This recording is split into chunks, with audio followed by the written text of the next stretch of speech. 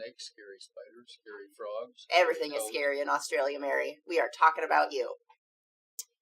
But we are glad to have you. It is midnight there. She's burning the midnight oil just to see your beautiful shining face this morning. If you got to burn any oil to see my face, it might as well be midnight. Well, welcome, guys, to the second edition of my little brainchild called Leather 101, where we just talk about leather. So I got Kevin here today, and because, you know, he knows a little bit about leather. No, some. He knows a tad. He's gotten around in the leather world. It's been a little bit here, a little bit there. Yeah. So what do you want to talk about? Anything in particular other than leather? You know, when we were chatting with Denny a few weeks ago, we just kind of started with just leather. And we kind of went from there. And so today I thought maybe we'll just kind of start and talk about exotics, and then we can just go from there. Do you know why we have leather? Because we like to eat meat. That's not the reason. Well, actually, it does tie to that, but there's a reason first. Well, I mean, leather is probably one of the toughest materials that you can acquire for purposes of building things. Did you ever hear Shep Herman's story about why we have leather? Yes. You know, I can't repeat it verbatim, but I can kind of give you the idea. You know, I guess when Adam and Eve were in the Garden of Eden, they didn't really need shoes for one reason or another. But then things happened to where they, you know, stuff happened and they got kicked out. Eventually, Noah and all those, they got in the ark, they went through all that stuff, and then they got off. And at that time, God told them, he said, you're going to want to eat meat. And so they did. And I guess they went out and shot a goat or whatever they did. Whatever animal they had at that time. Yeah, and at some point, well, they probably didn't shoot them, but maybe they whacked them up. I think, yeah. So gunpowder anyway, was a few years later. Eventually, they figured out that they needed to skin this animal. And the way Shep put it was, who knows, probably whoever skinned this animal took the skin and threw it over there in the brush What are you going to do with it? Yeah. And he didn't know there was a little spring or a pond there that had some oak branches or whatever in it, some crumbled up bark from trees. It was just a mess. And half the hide landed in the water and half landed outside the water. And he said through their spring cleaning efforts, they discovered this hide that was in the water, half in and half out, and they found that the half that was in the water was good, and the half that was out of the water was bad. Right. And through the course of time after that, they figured out that water and tree bark would have an effect on leather. So you think about what they wore on their feet up to that point in time. What was it? Well, I don't know. Probably nothing. Wasn't there. Had to have tough feet, I guess. But at some point they figured, you know, you gotta figure that they wanted something for the bottom of their feet. Yeah, because I don't think the earth was perfectly smooth. I think there was rocks and stickers and thorns and all kinds of stuff. Oh, absolutely. And they stepped on them. Yeah. And it hurt. So they got to thinking about this piece of skin that was now leather. I wonder if I could attack it. I'll bet you they cut a piece of that and tied it with some strips to their feet to, hey, this is pretty much okay. I bet in the beginning a lot of people died from foot injuries because you'd step on something, you'd get a cut, and then it would get infected because you have to keep walking. I don't know about that. So, but if you ask yourself, what's the lesson for us? The lesson for us is that we have leather, primarily, Springfield Leather, and a lot of the rest of the world, we have leather because of the need for shoes. Okay. That's it. Mm-hmm. And so... Well, that's why a lot of the industry, that is true. At this point, maybe not most, but a lot of industry is geared towards making shoe leather. Right. And as time progressed, you got into accessories. Right. hey, that goat skin looks like that goat skin. I could make myself a bag and carry my dead animals in it when I go hunting, or whatever the case. So we've come a long way since then. But in thinking back on it, that's the reason we have a lot of the leathers that we have is because of the boot and shoe industry today. Yep. And I see where this is going now. I see the little circle that he drew there. Look at that. well, if I can get through to you, I got through to a whole bunch of folks, I can tell you. Okay, so anyway, that's why we have leather is the shoe industry. And the shoe industry has developed, shoes are a lot fancier than they used to be. Well, if you go back a little ways and people think, well, okay, you're using cowhides, and cowhides start out. Is that a big noise I'm hearing? Yeah, we have the door open because it was a really nice day, but the truck is driving down. Oh, okay. Well, it's a little better. So anyway, cowhides start out really thick, as Mm-hmm. most people know. They can be like a half an inch thick, and Yeah. they're just icky and nasty and salty and covered with crud and other things. So anyway, when they tan those things, that thick leather really made good protection for your feet. Yeah. And so a lot of that leather, way back in the day, that's, as we mentioned, it started out as being used for footwear, and that was good. So as technology progressed, they got to where they were able to process it differently. They could thin it down more easily. They could make fashionable stuff, and that's when fashion entered into the picture. That's a big deal in the leather world today. It is the deal in the leather world today. And they started taking those cowhides and they made shoe soles out of them. And as time progressed, they discovered that some parts of the cowhide made really good shoe soles, and others, not so much. Right. But it made pretty good belts. So they started cutting the cowhides. They cut the double shoulder off. And the bottom part, the double butt, or whatever you wanted to call it, they would tan that. They would make shoe soles out of it. They would split it in half so that you had about a 10 to 12 square foot piece of leather, and it was really thick, hard as a rock. They call those sole bends today. And they cut soles out of them. And that was one big important step in the shoe industry. And it created a problem for a lot of the tanners because they were just tanning leather like crazy and selling leather like crazy to the people that made shoes so they could cut their soles out of it.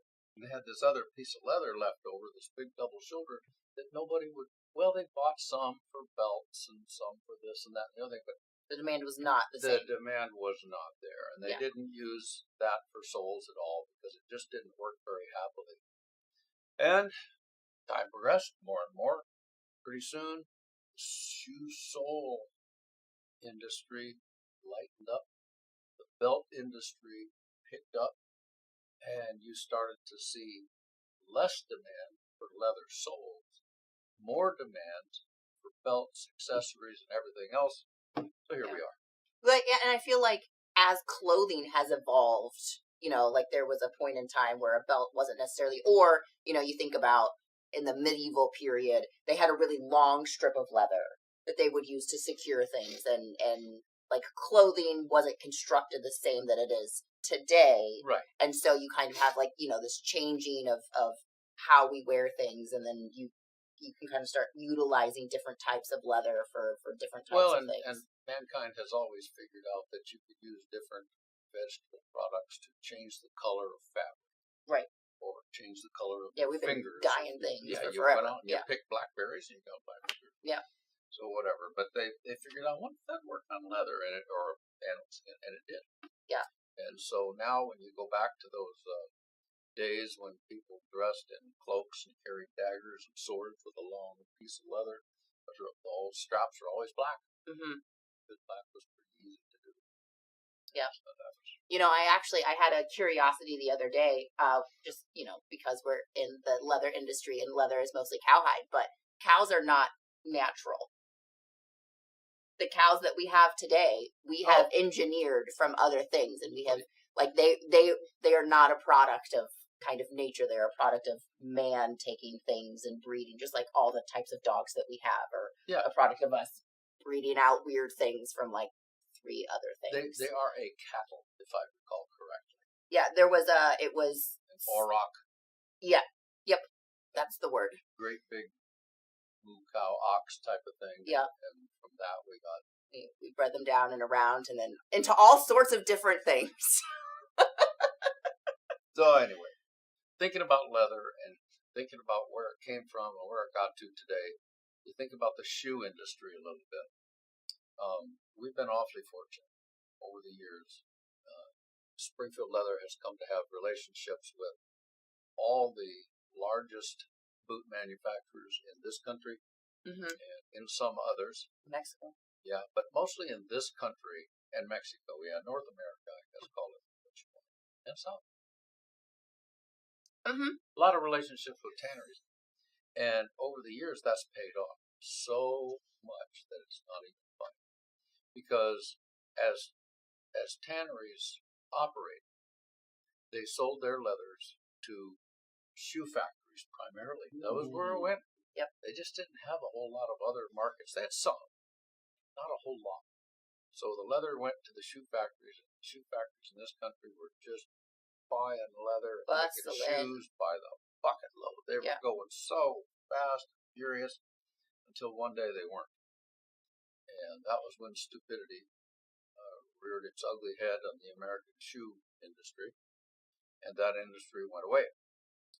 But in the process of going away, the shoe factories found themselves in possession of a lot of leather that was nothing more than dead money sitting in a pile. Right. And so they started realizing they needed to turn that leather into cash. And that's where, back in the 70s, the later 70s, that's where I came into play as far as in my leather career. I just had always had a fascination with leather manufacturing. I went to those shoe places, talked to them, and learned that they produce scrap, they produce mistakes, they produce seconds, they buy seconds inadvertently, and they accumulate stuff that they don't want to have. Right. And so we started going. I got permission from Tandy to purchase those things and resell them. My goodness, a shoe manufacturer sometimes they want to buy perfect leather so they can cut lots of perfect parts. They don't want to have to train some guy to use his eyes to discern where a scar was so he could position that cutting die around that scar. They don't want to do that. Well, when they accumulated those hides that were seconds, I was able to buy those at a crazy good price. And because leather's not perfect. Yeah, ever. The common leather crafter, they don't care about that stuff because, except in special instances, right? Because they're going to be able to use it. They know how to work around things, and we're creative people. So that's how it started. And from one thing led to another. I remember the first time we were able to buy leather from a company like that, made the light bulb go off, ding. I thought, so we can try another shoe factory. And we discovered that in Missouri there was a huge shoe factory industry. Huge shoe industry, just really big. There was shoe factories in every town, almost, in Missouri that was of any size. And they all had leather they wanted to get rid of.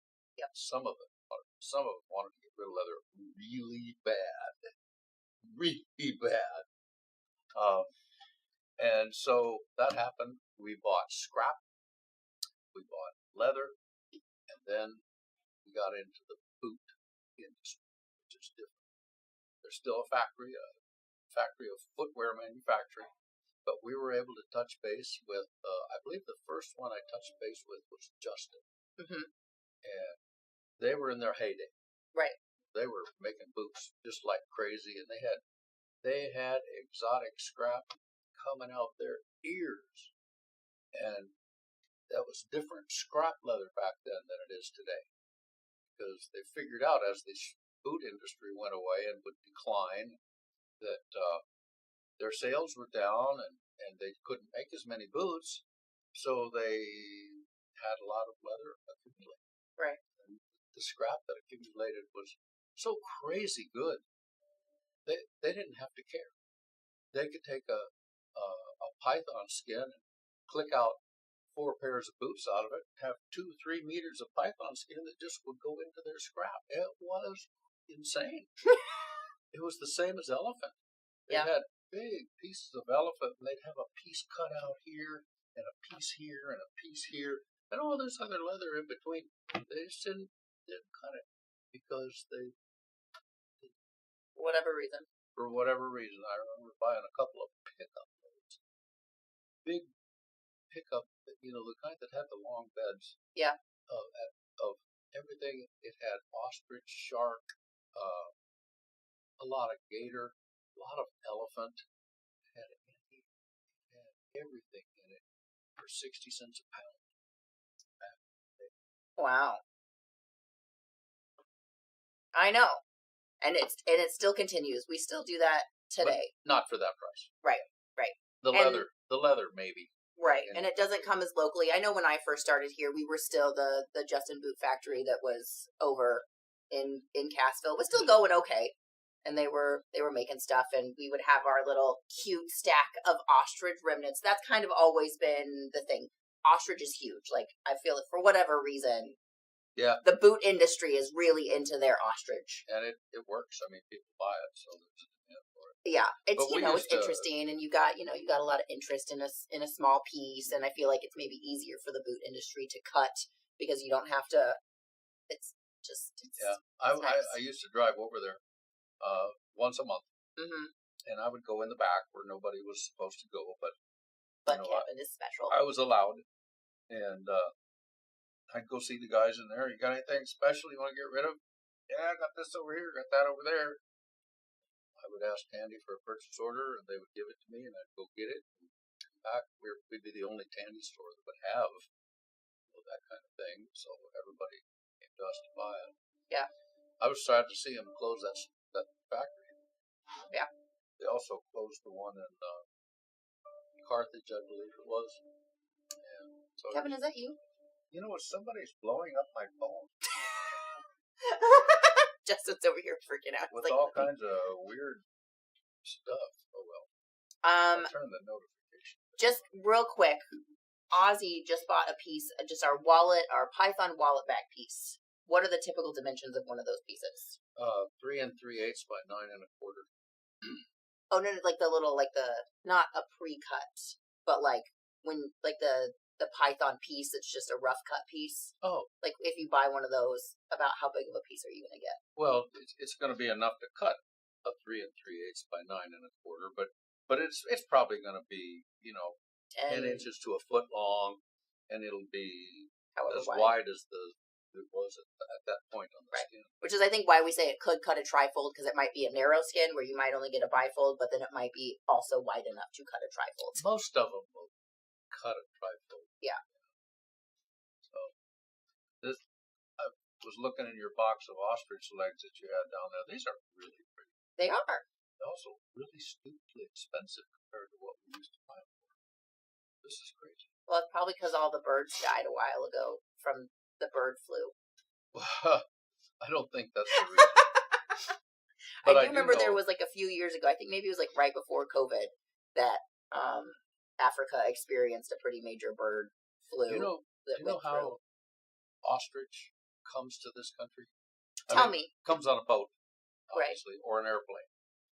But the people in Africa, Klein Karoo, I believe that's the tannery name, and they have ostrich farms that raise the ostriches, and they use the eggs and the feathers and the meat and the everything. It's just like farming here, except it's an ostrich instead of a cow. And tiny dinosaurs that could eat you. Yeah. So they know that the leather is in demand in this country, and they've settled on a way to sell it to the manufacturers in this country. Mm-hmm. And it's really pretty weird because they don't think like I think or you or anybody else in our particular section of the leather industry. They don't They think like the boot manufacturers. They try to think like a boot manufacturer. Exactly. Yeah. Nice big pieces of leather, all perfect. Mm-hmm. That's what they want. So, and because the boot makers will pay a lot of money for nice, big, perfect leather that they get good cutting from. Right. Because we will pay for those boots. Right. So when they get leather that's not nice and big and perfect, well, they've got to the point where they know they have to cut what they can. So they do that, and the rest goes in the scrap pile. But to get back to how the leather gets into this country, Klein Carew, for instance, will accumulate X number of square feet of, let's just say, elephant. And they do that. They know that Justin or Nakona or Anderson Bean or Tony Lama, Rios Mercedes, Luke Casey, any of these, they all are going to want X amount of footage of elephant over a certain period of time. Mm-hmm. Well, they can only get X amount of elephant leather over a certain amount of time. So they figure out what they're going to send to whom. And they tell, for instance, they won't send it to the boot company. Right. They do not do that. They sell it to a distributor. Well, and exotics are regulated in the world. Right. And so it's not just I'm going to ship you a snap across the ocean and everything is fine. Right. Yeah. Yeah, they don't just do that. Yeah. So there's a couple of companies in the United States that handle the importation of regulated leather. That's right. They pay high prices for the pieces of paper that say that they can do that. So ostrich legs, since we've talked about that, are a pretty neat, interesting piece of leather. And these are grade 3s or 4s. Mm-hmm. And the tannery will say, okay, Mr. Distributor, you are getting X number of, well, we were talking about elephant, weren't we? We'll talk about elephant and ostrich. You are getting X number of ostrich skins in grade 1. You're getting X number of ostrich skins in grade 2. You're getting X number in grade 3. You're getting X number in grade 4. You are getting some junior skins. You're getting umpty dozen grade 1 brown ostrich legs, umpty dozen burgundy, umpty dozen, and you're getting so many grade 2s, you're getting so many grade 3s, so many grade 4s. We want this amount of money. You owe us this amount of money. Well, if they want to sell that stuff, they got to take it. Right. So, okay, what does the distributor do with something like that? Right, because they can't send that to their boot company. No boot maker will buy that. As a number 4. Yeah, it's just amazing. And on the grade 4 ostrich, mm-hmm. there's a lot of boot companies who will buy that. Yeah. And it's the same with elephant. The tanners always end up with small pieces of elephant. Yeah. They always do, because things happen in the skinning process, the tanning process. They accumulate small pieces, but they don't even want to deal with them. Right. They just want to keep them in the crust state so that they could deal with them if they get a big order for accessory sized pieces. But they've always got more than they want. And they don't send them to the distributors unless someone like us says, why don't you get us some small stuff? Yeah. So I can't tell you the number of times we've gone to leather shows and talked with the producers of the elephant hide. I said, why don't you guys just send small pieces? Nobody wants small pieces. So I do. I'd like quite a lot of them. None of our customers want to buy 30 square feet of elephant. Yeah. And the boot companies want to buy a big panel that's got 20 square feet in it or whatever. Most of my customers would like to buy a piece this big, or whatever the case. Well, and speaking of elephant, do you want to kind of explain a little bit about that whole article just in general? Well, I mean, there's more elephant leather than people realize. Well, or how it gets on the market. Well, What's the... that's how it gets there, is by these producers. They accumulate the skins through the government agencies of the country that regulates them. I think most of what we get is from Zimbabwe specifically. Is that correct? Yes, quite a bit. Well, at least it comes through Zimbabwe. Okay. And that is where most of it comes from. A lot of it is a result of, it can be skins obtained because of poaching. Poachers go for the elephant ivory, they leave the elephant, and the natives will skin it if they can find it in time. They'll save the meat, they'll save the skin, and on and on. And sometimes they have to cull the herds because the herds get too big. There's too many people, too many elephants. They don't go hand in hand together, so they end up keeping the herds to a manageable size, so you have elephant hunt that way. And you also have like the big game hunting. That is a method, and a lot of times, you have different scales. We've had a couple of people contact us in the past year that are going to go out on a hunt.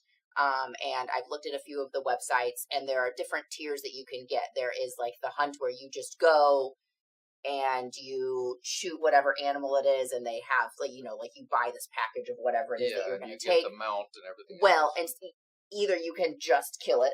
That could be the thing, or and so there's different scales. Like if you want the hide, that is another thing. And so if you're a hunter that's just going to go and maybe only get the mount or whatever it is that you're going to get, the rest of the hide will be processed through it's still going to go and become leather. Yep. So I guess the bottom line is the exotic leathers come into play either through farming or through, I guess the illegal means would be considered to be as a result of poaching. Yeah. And the other means would be herd management, right, or animal management, or whatever. And those skins they start their way through the tanning process, the leather industry, and they're highly regulated. This little piece of caiman skin has a little orange tag on it. You can see it there, I'm sure. That's called a CITES tag, and it's got a number. And every single skin has a CITES tag and a number. Yep. There it is. And some of them are like a loop. So like on some of the American alligator skins that we have on retail, it's like a plastic loop that goes through a hole that will have a number on it. So there's a couple different constructions, but that's... Yeah, and these don't come off. No. They don't come off at all. So they've got to have, it's pretty strictly regulated. So I feel pretty good about the fact when we sell exotics, like a caiman or an alligator skin or whatever, we're ending up with basically what the bootmaker has a hard time using. Right. Or he can't use, or he can't sell, or whatever. So that enables us to buy at a greatly reduced price. This is a pretty good example. At this ostrich leg, I can sell this for $20, maybe even $25. I'd be really happy. But if this ostrich leg were a grade 1, the distributor would have had to pay that much. Right. And he'd have had to sell it for probably at 20% on top of that. That's what he'd have had to sell it to the bootmaker for. So this part from here to here is literally a grade A or whatever, or that part is. So if you can use that, right, you're getting a bargain. Or if you don't mind leather that has a blemish here or there, you've educated your customers that leather is a natural product and it might be a little bit more distressed in some places than in others. There's a time and place, and you might even be able to... It's kind of like this brown one here. Obviously, it's not going to be too happy for boots. I wouldn't mind having a wallet out of that. Right. I mean, it's going to look like that anyway in about a month. and I think that's kind of neat. I personally just kind of like it. There's really no defects in the skin at all. Right. It's really quite good. And there's just like some finishing issues. Yeah. That came out, but if you like a distressed product, like this is perfect. Yeah, there's nothing wrong with the leather. It's a perfectly usable piece of leather. Just depends on the aesthetic that you're going for. Yeah, I noticed this before we started this. I noticed this little scrap back in the place where I was working. You know what that is? I don't actually. I bet just about nobody knows what that is. Except me. I'm trying to figure it out. You're not gonna. I'll guarantee it. I don't think there's a person here at the store that knows what that is. All right, Kevin will educate me. It's badger. Oh. And how do you know that? Well, the only reason I know it is because I bought a bunch of it as skins and scrap years ago from a bootmaking company, and it was labeled, badger.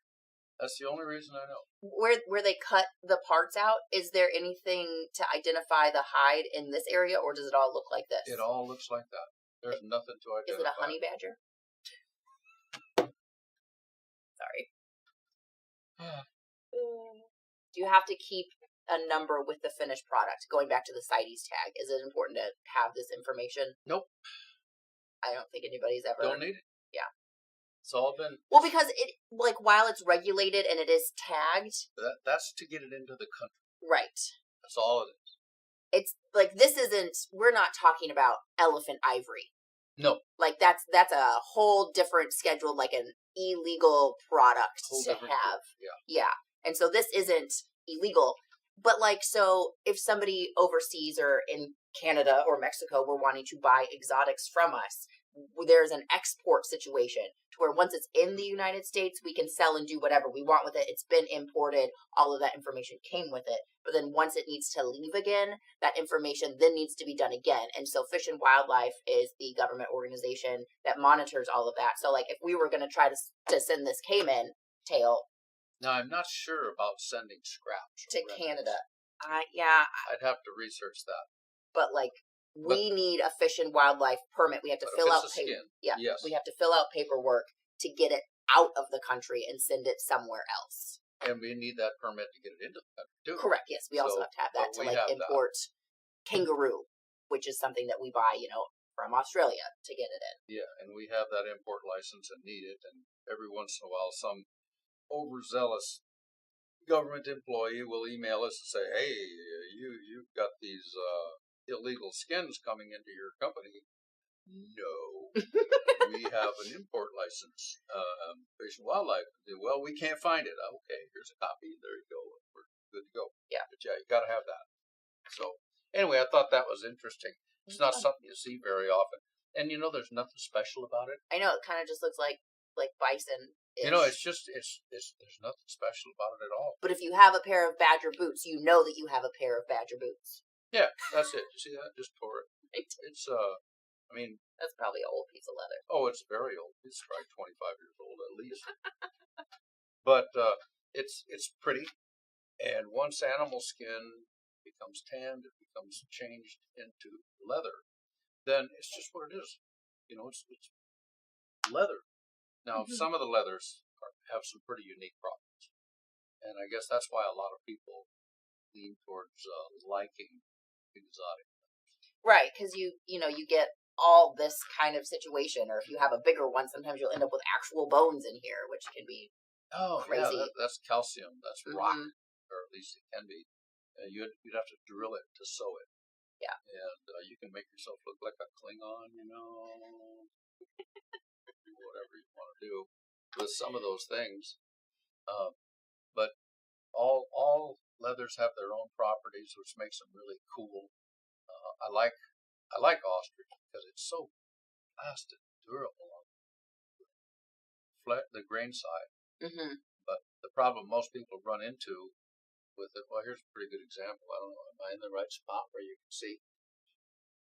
Ostrich is a very layered leather. Yeah. So Flaky. trying to edge that is like an experience. Maybe that would be the best way to put it. So that's why you do like an inlay window. Yeah, and then or edge your veg. if you want, you know, if your edge is hidden, that's fine. You can bind the edge. That's fine too. Yeah. But you are going to have to deal with issues when it comes to that. Well, and a lot of your exotic it has all of that kind of Yeah. flank on the back of it. You know, we didn't breed these things for leather. No, that's funny. The ostrich is so flaky like that. Good grade, bad grade, doesn't matter. Yeah. You know, it's all got the same issue. But the legs, they don't have that issue at all. Nope. It's just the skin. Remember that time we got chicken legs? They were like this, but teeny. But, They were like this big. yeah. They were adorable. I thought that this fish skin that we have, boy, you talk about layered. Yeah. Man, this Ugh. stuff is layered It's up. thick. I mean, it's thick. Well, those are big fish. Oh, gosh. Yeah, Like- they're 5-6 feet long. Yeah, we want to talk about them. Because Pararuku is freshwater, right? It's not saltwater. Yes. Yeah. Look at that. For a freshwater fish, that's a big critter. They're big fish. Yep. They got thick skin. And like a lot of people. Mm-hmm. Anyway. Exotics are neat. I thought this shark was cool. This is, I don't know how well you're going to be able to see this. That is a whole shark skin with the exception of, there used to be a piece that came out here about this long. That was where it came up underneath the bottom of the head. Mm-hmm. But this is pretty, what I would call, it's not very nice. I mean, it's okay, but the tannage is so firm. Man, it's just so firm. Yeah. If you wanted to make something really, really tough, boy, this would be it. Like a holster out of this would not only be beautiful, but it would probably last you like forever and a day. But you would have to have it lined with some veg leather or something, because to make it hold its shape. And this is chrome tanned, as about the vast majority of exotics are chrome tanned. Correct. And it would not be good on your piece of steel that you encased it. Yeah. Yeah, and shark is interesting. I know that we have one vendor that we mainly get shark from, and shark is harder to come by. Are they farming the shark? I don't think that they are. No. And so there's some sharks that are really, really plentiful. Mm-hmm. There's some sharks that are not. Yeah. So do you know what kind of shark is mostly what we get? I've forgotten. I believe most of it is sand shark. Okay. And they're quite common. And the skins are typically smaller. But when they're fishing, they catch big ones too. Yeah. So you got to do something with them, and they will eat them and save the skins. The problem is when you get a big shark skin, that skin is really thick. Yeah. And they are challenging to split and everything. They've got such a unique grain. It's hard to see here, I'm sure. But most people have heard that shark skin is like sandpaper. Mm-hmm. That's very true. It is. And when it's on the critter, it's still alive. But when it's been tanned, it's not. But you can see where it would be like sandpaper. Yeah. They have what's called, I believe it's called dentalia. Sure. And they have to remove that to be able to tan the skin and get it to be soft. So. Yeah, this one didn't end up being so soft. Why don't we talk about a little bit of snake? Well, that's a little bit of snake. This is just a little bit of snake. A little piece of some kind of rattlesnake, it looks like. Yeah, rattlesnake is pretty interesting because pythons, they do farm.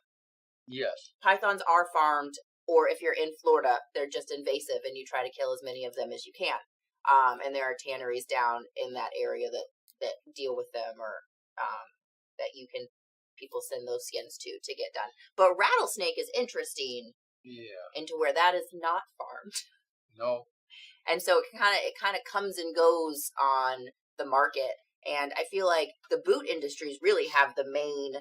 I feel like most rattlesnakes that are obtained, they're almost exclusively all go, because we have a really hard time. Like, we don't really have a person that we are like, hey, send us 10 rattlesnake skins. That's not a thing. No, the only way rattlesnake skins like that are available is when some guy gets together with his drunken buddies. They have to be drunk to go out on rattlesnakes. Yeah, because you got to be real dumb. And so they go out and they find this hole in the rocks, and there happens to be a nest of rattlesnakes in there. And they go down there, shoot them, kill them, do whatever they do, get the skins, and then they take them to the local trading post and they sell them for X amount of money. And then the trading post has rattlesnake skins for sale for like 2 weeks. They don't have any more. Yeah. And they're expensive. They're sold by the inch. But one of the interesting things about rattlesnakes, and a lot of people don't know this, when you buy a rattlesnake. Oh, we should have went and I wonder if there's any more out front. Well, there is, but it doesn't matter. When you buy a rattlesnake, or when you get a copperhead or any other snake that happens to be local to your environment, and it has scales, you tan it, and it's going to look really cool. But those scales are going to, without fail, come off. Yeah, it's almost like a fingernail layer cover. Yeah, it's not the scale itself; it's the scale covering. Yeah, it's going to come off. That's going to change the appearance. Right. So, is it because pythons don't have that scale, do they? No, they don't have that same issue. Is it a venomous snake thing? Do you know? I do not know. I don't know either. Does anybody know? That weird little top scale? Because Rusty bought, of course Rusty did, he's here somewhere. Rusty bought some rattlesnakes, I don't know, mid last year maybe, something along those lines, and we got them in. We had like a box of like 10 or 15 of them come in, and they all had those scales still on top. Yeah. So they had been tanned, but all those little things, and that was the weird. I had never seen. And it's a mess. Yeah, it's just a mess. It is. You kind of like take your hand and you wipe it down, and all these teeny little thin fingernails come off. And your skin, it had all those wonderful dark contrasting, patterns on it. Now it does. Now they're not so wonderfully dark and contrasting anymore. They're just a little bit lighter. Yeah. So that's kind of the way it is. And there's other exotics out there that we haven't talked about. We used to have frogs. We sold a lot of frogs. Yeah, we got a lot of frogs from Australia. Well, I think they're technically toads. Mm-hmm. Yeah. Cane toads. Your big old toad problem down in Australia. Some really not so brilliant human was like, I know how to kill some bugs. And then that didn't go so well for them. It looks like the only difference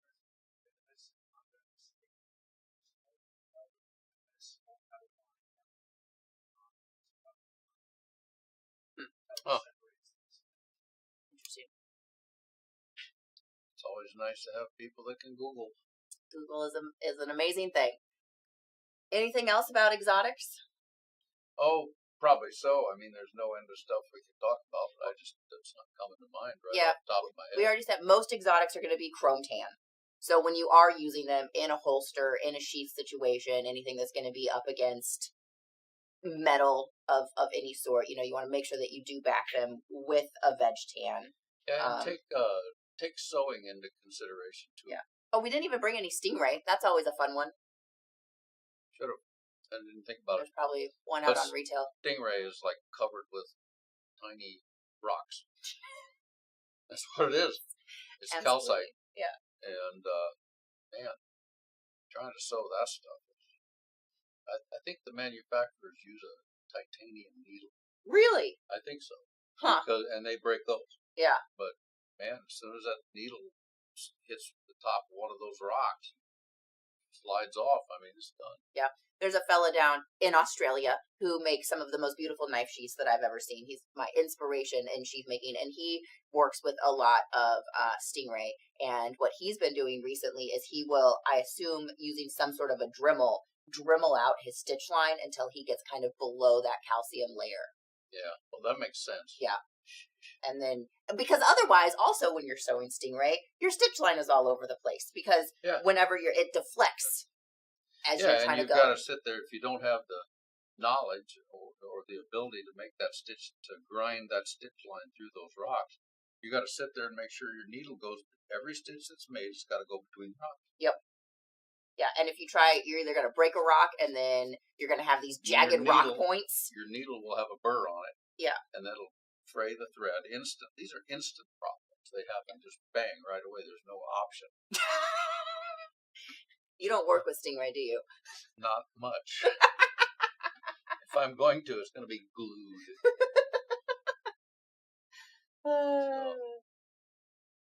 Other exotics, I don't know what it'd be. We've had some weird ones. Had a mouse once. It's not really exotic. Is that the same one that you put in What's-Her-Face's pocket? Yeah, that was fun. That was really cool. Well, we did, yeah. What do you, rawhide isn't really an exotic. It's different. It's a whole different stage. It's not really leather yet. It's rawhide. Yeah. So there's that. And it works completely different than regular actual leather that's been completed. There's lizards that we didn't but sold some lizards a few weeks ago on live shopping. Everybody thought that those were pretty cool. And those are mostly farmed too. You think the ring lizards, or are they caught? No, I don't think so. I think most of them are wild. There may be some that are farmed. You know what would be really cool to get someday? A Komodo dragon hide. You are not all there. Those are the coolest lizards ever. Yeah, they're also the most deadly ever. Well, yeah, that's what... One scratch from one of their happy little fangs and you die. And they're huge. That would just be a really cool hide. Zoos have them. They have to die at some point in a zoo. I know that they do live for quite a while, but at some point, there is a dead Komodo dragon. And I'm just saying, if anybody is zookeepers out there, I think that we should look into this. I think that you're nuts, basically. I bet American Tanning, Christy down there with the gators, she would probably tan it for us. Aren't they down there around where that guy tans snapping turtles or something? Oh, maybe. I don't think that's a happy deal. The snapping turtle. I'm not a big fan of snapping turtle. The leather looks pretty cool. It is neat. But it costs like 2 arms and a leg. Yeah, you just got to make payments on it if you want to buy it almost. I don't know. I just soon let those turtles live. See, Mary, she's all for a Komodo dragon. Cynthia would like to know what is the most exotic that you've ever seen. What? Most? Yeah. What would you consider one of the most exotic things? I don't know. That's kind of a hard one. That Parakou fish is kind of right up there. Mm-hmm. Because who'd have thunk?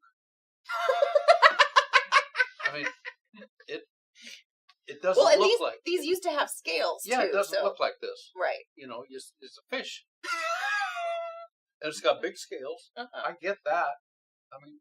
Well, we had some carp come in before, and some salmon. So, people in general that are like, oh, this might make cool leather. Is that piece on the wall still out there? That big one, yeah. Isaac, do you want to run and grab the Parakou, the full skin? It's just in the hallway right there. Rip that thing off It looks like this, and it's big. Well, don't rip it, but it's silver and kind of big. Just bring it out here. Give people an idea, because, I mean, you can tan anything that has skin to it. Mm-hmm. So, whatever's the most exotic, I'm not sure. I mean, in other places, not the United States, you can have your skin tanned when you're done. Oh. That's probably the most. We've never had any of that here. That's obviously. You don't need it anymore. It's still morbid. Sturgeon leather would be neat. Well, now sturgeon is available once in a lifetime, not very often. Yeah. That's as tall as Isaac. Pretty much. This is a... I mean, if we cut your head off, it would be perfect, which is what they did to him. How can we get a picture of this? I think this is pretty good. Yeah. Okay, so this is with my perfect measuring eyeball. This is just a little over 4 feet from here. And which is where the head used to be. Is that where the head goes? Yeah. Yeah, there was some more. And then this is your fin. And it was a big head. The guy had a big mouth. He could eat Yeah. like a dog. He could. I bet he I mean, I don't know. So anyway, as far as being the most exotic, to me, this is just pretty cool. It is. I had no business buying this stupid piece of leather for this amount of money that we paid. But it was so cool, I just wanted to have it for display. Well, and I do really like, so this is how, when they first started tanning the Pararuku, this is how they did it, where they would take the scale out and then they would iron the little flap that went over the scale back up, and then they would finish it. But Yeah. they've started to leave this little flap down, and so it fills this whole little cavity. So this flap would fill this whole thing, and it looks like armor. Like, Yeah, it's and really- I love that. I think that it's really cool. So we've been seeing that the last few years when we go to Wisa. It's really weird leather. And oh, by the way, it is not durable. Not durable when it comes to shoes and boots. This is there's the tag. $6.50. Species: Arapaima gigas, Pararuku, Amazon fish, ivory, fumigado, original finish. Size: that's a medium. That's a medium. It's not even a large. Oh, will you go to the top? And you do see a lot of boots. I mean, I do wonder. I wonder how thick they leave the hides. Like this hide, is thick. That is probably a quarter of an inch. They've not leveled that. That's not. But when they're making the boots, I wonder because it is so flaky. I don't think you can split it. And so you have some hide to wear through because it is just ironed back, and so you have these little pockets and whatnot, so they might catch on things or they're going to get the thing worn. about this leather is it's not just used for boots. Right. They make jackets out of this stuff and whatever. Oh, a jacket would be fun. Oh, it's pretty cool looking.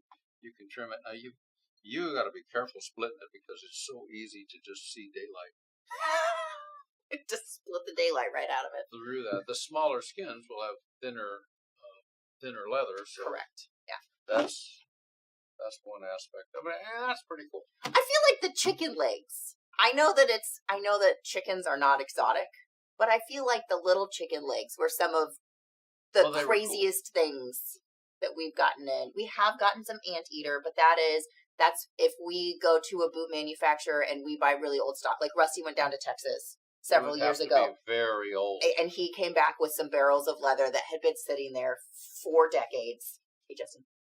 Yeah, And I have a piece of my desk. yeah, and so that is not something like we do not resell that. You will never see that in a bag. Every once in a while, we'll open a crate and there will be a piece of anteater, but that is extremely illegal at this point.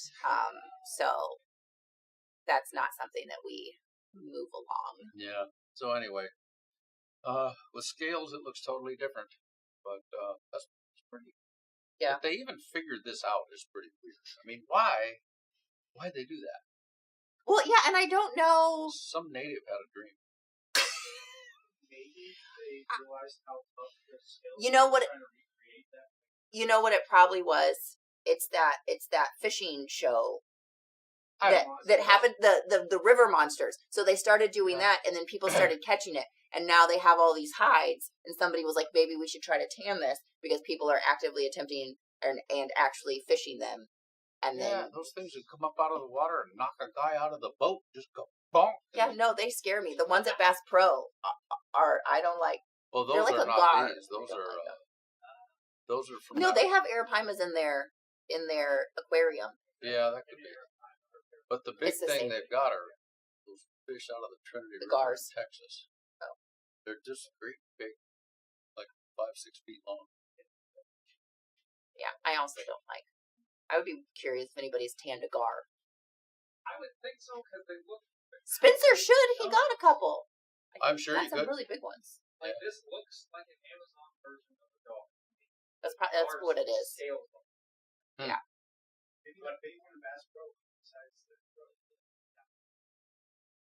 I wonder, if anybody's ever tried to redfish. Not that big because they're not that big of a fish. But they have pretty big scales. They're like crazy tough. I don't know how that would turn out. Well, I don't either. And that's the thing. When you skin something like that, you don't know how it's going to turn out because it's simply going to become a piece of leather. And it ain't going to look like that. The only way it looks like that is if you do it. Yeah. That takes some skill. Cynthia, I'm not exactly what you're comparing to a kangaroo. What is a kangaroo comparable to? That's really tough. Rat. It is? I feel like horse and kangaroo are pretty comparable. Well, As far like tensile strength, we just don't see a lot. no, they're different. Horsehide is probably closer to cow than kangaroo.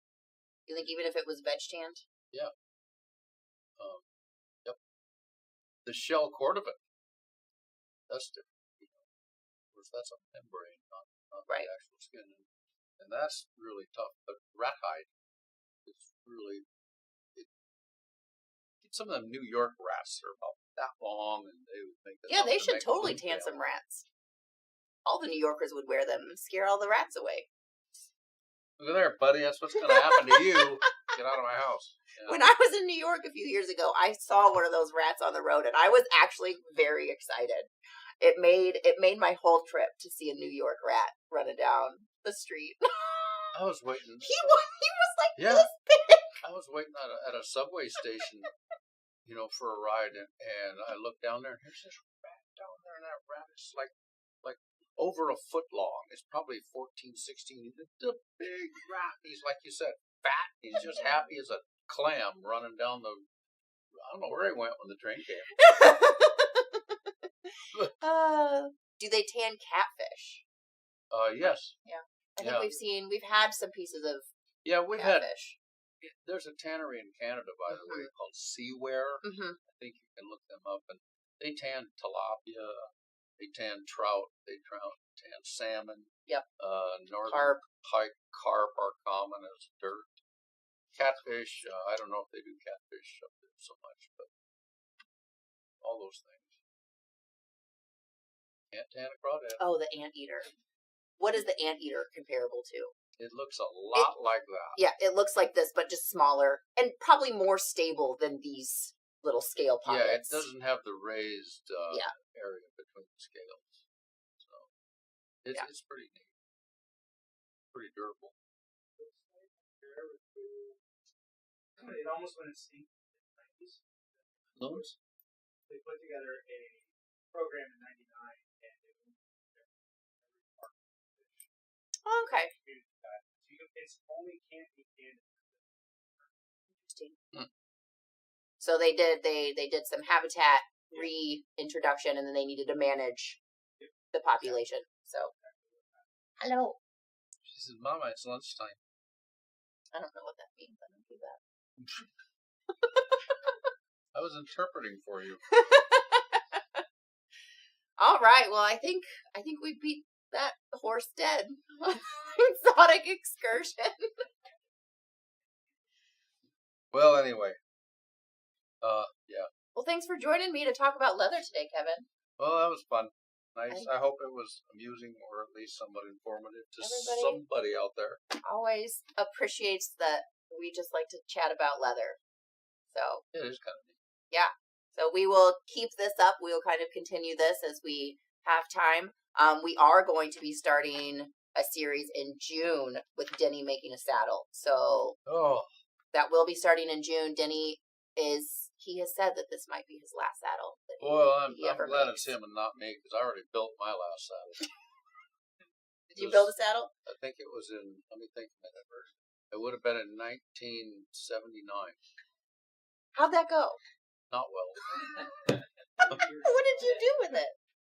I left it sitting in the store that I used to run for Tandy. It's in Fargo? Yep. Yeah, that's where it was. I don't know if it may still be there. I don't think it would have been usable. I mean, you could have put it on a horse, but I don't think that horse would have been happy. I didn't know you ever made a saddle. Well, I mean, you didn't have the internet back then. You didn't have phones. You had that one really big book that's been around for forever, probably. Well, Tandy made a saddle kit. Oh. Yeah, that was not the smartest thing they ever did either. But you could take that kit, and they had all the pre-cut pieces, which, I mean, that's helpful to have them all cut out. But you got to be able to thin them down. Yeah. And That ain't. Well, and even Denny talks like he rough cuts most of his pieces, and then as he builds the saddle, the pieces fit the saddle. He's not like everything kind of comes together. So I feel like it might actually be a little more difficult than not to have everything. You got your toy looms. Already done. Yeah, saddles and me, we're done. We're done. It's a one and done situation. All right, guys, we will see you next week. I will not be here, so Tony might be doing something on Wednesday, but we will be headed to Sheridan. So if you are in Sheridan, come say hi to the team. We'll have a group of about 5 people there, including Denny's wife is 6. So hope to see those of you there next week, and just be patient with Tony. So. Thanks for tuning in. Thanks for toning in. We've got our toner on today. Bye, guys. Have a good weekend.